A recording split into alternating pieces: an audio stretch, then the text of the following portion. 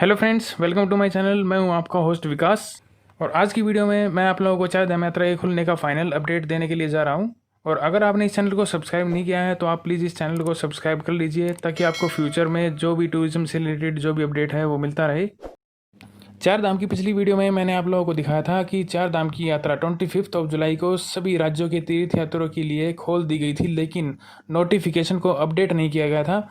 लेकिन अब नोटिफिकेशन को अपडेट कर दिया गया है और किन शर्तों के साथ चार धाम की यात्रा को अन्य राज्यों के तीर्थ यात्रियों के लिए खोला जा रहा है और वो क्या क्या शर्तें हैं, क्या गाइडलाइंस है, वो सब मैं इस वीडियो में आगे आपको बताने वाला हूँ। वीडियो को आप स्किप मत कीजिएगा, प्लीज़ आप वीडियो को एंड तक देखना।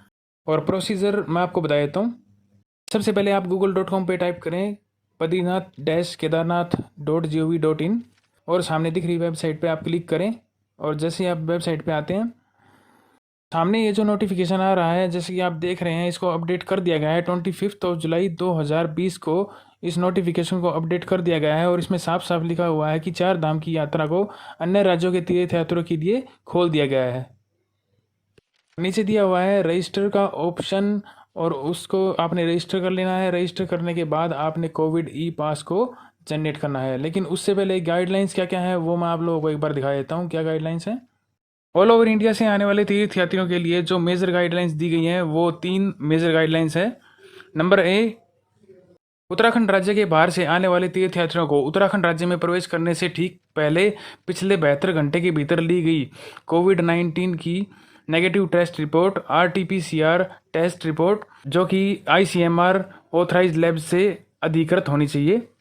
नंबर बी, इन केस तीर्थयात्रियों द्वारा अगर RT-PCR की टेस्ट रिपोर्ट सबमिट नहीं की जाती है तो उनको उत्तराखंड स्टेट की टर्म्स एंड कंडीशन के अकॉर्डिंग क्वारंटाइन पीरियड में रहना पड़ सकता है।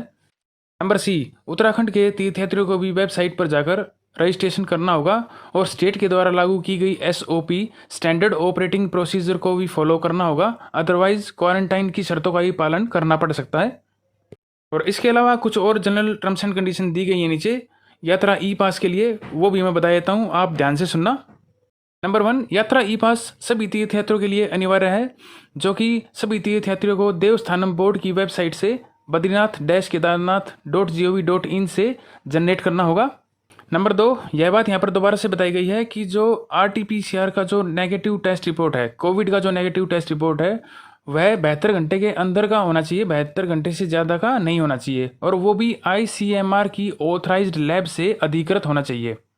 नंबर 3, यदि RT-PCR की टेस्ट रिपोर्ट को मंजूरी नहीं दी जाती है तो तीर्थयात्रियों को उत्तराखंड में अपनी स्वयं की लागत पर क्वारंटाइन की अवधि को पूरा करना होगा। उच्च स्थान के लिए 21 दिन और अन्य स्थान के लिए 14 दिन को पूरा करना होगा पोर्टल में। नंबर 4, सभी प्रकार के डॉक्यूमेंट जो भी पोर्टल पे अपलोड किए गए हैं उनकी ओरिजिनल कॉपी यात्रा के दौरान आपको अपने साथ रखनी होगी।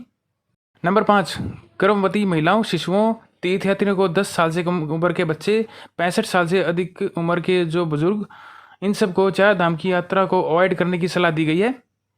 नंबर 6, सोशल डिस्टेंसिंग को ध्यान में रखते हुए जो आपका ट्रांसपोर्ट व्हीकल है, टोटल सीट का 50% सीट्स ही आपकी फिलअप रहनी चाहिए। नंबर 7, पूरी यात्रा के दौरान आपके पास हैंड सैनिटाइजर जरूर उपलब्ध होना चाहिए। नंबर 8, ई पास यात्रा के दौरान मंदिर के दर्शन करने तक ही वैलिड रहेगा। नंबर 9, किसी भी तीर्थयात्री को कोरोना वायरस से संबंधित कोई भी लक्षण जैसे कि सांस फूलना, खांसी या फिर बुखार, तो ऐसे तीर्थयात्री को श्राइन जाने से बचना चाहिए और ई पास के आवेदन भी नहीं करना चाहिए। नंबर 10, यात्रा ई पास जो है वो 2 दिन के लिए वैलिड रहेगा और यात्रा ई पास की जो काउंटिंग है वह यात्रा ई पास जिस दिन अप्लाइड किया था ये अप्लाइड की डेट से रहेगी। नंबर 11, तीर्थयात्रियों के मंदिर में पहुंच जाने के बाद जो ई पास है वह नल एंड वाइड हो जाएगा। नंबर 12, यात्रा ई पास की ओर से लागू की गई तीर्थ यात्रा पर जाने के लिए स्थानीय व्यक्ति, प्रायोजक या यात्रा एजेंसी भी जिम्मेदार रहेगी। नंबर 13, अप्लाइड ई पास जो है वह सिर्फ उस मंदिर के दर्शन करने तक ही वैलिड रहेगा और उस पास का प्रयोग मंदिर के आसपास किसी और प्लेस पर जाने के लिए नहीं किया जा सकता।